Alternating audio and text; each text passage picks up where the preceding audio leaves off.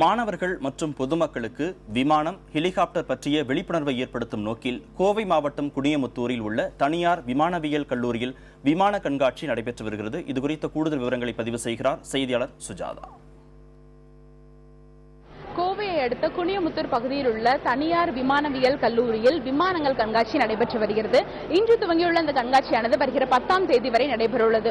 இந்த கண்காட்சியில் குறிப்பாக நடத்துவதற்கான காரணம் என்னவென்றால், இந்த கண்காட்சியில் விமானங்கள் மற்றும் ஹெலிகாப்டர்கள் இடம்பெற்றுள்ளன. எனவே பொதுமக்களிடம் விமானங்கள் குறித்த ஒரு விழிப்புணர்வை ஏற்படுத்தும் விதமாக வருடந்தோறும் இந்த விமானவியல் கண்காட்சியானது நடத்தப்பட்டு வருகிறது. இந்த கண்காட்சி குறித்து பேசுவதற்காக நம்மோடு இந்த கண்காட்சியின் ஒருங்கிணைப்பாளர் உள்ளார். அவரிடம் கேட்கலாம்.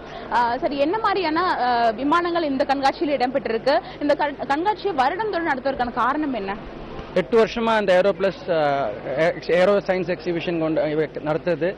இங்க எக்ஸிபிஷன்ல 10+ ஏர்கிராஃப்ட், ஹெலிகாப்டர் நம்ம எக்ஸிபிஷனுக்கு வச்சிருக்கு.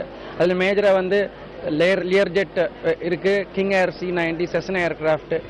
இதுல மேஜரா நம்ம ஏர்கிராஃப்ட்ல என்ஜின்ஸ், அப்புறம் அதோட ஏவியானிக்ஸ் எக்யூப்மெண்ட்ஸ் எல்லாம் இந்த எக்ஸிபிஷன்ல வச்சிருக்கு. இதோட நோக்கம் என்னன்னா, ஜெனரல் பப்ளிக்கும் ஸ்டூடெண்ட்ஸுக்கும் ஏவியேஷன் ரிலேட்டட் இன்ஃபர்மேஷன் ஷேர் பண்றதா மேஜர் ஆப்ஜெக்டிவ்.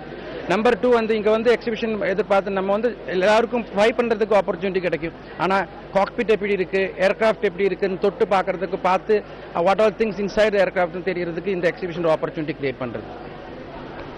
இவர் கூறியது போல அனைத்து பொதுமக்களும் விமான நிலையத்திற்கு சென்று அதன் செயல்பாடுகள் குறித்து காண முடியாத சூழ்நிலை உள்ளது. எனவே இந்த கண்காட்சியில் அனைத்து வகையான விமானங்களும் இங்கு இடம்பெற்றுள்ளதால் அனைத்து வகையான விமானங்களின் செயல்பாடுகளையும் நேரடியாக பொதுமக்கள் காண முடிகிறது. அது மட்டுமல்லாது 5000 சதுர அடி பரப்பில் மாதிரி விமான நிலையமும் இங்கு அமைக்கப்பட்டுள்ளது. புதிய தலைமுறைக்காக கோவையிலிருந்து ஒளிப்பதிவாளர் தீபனுடன் சுஜாதா.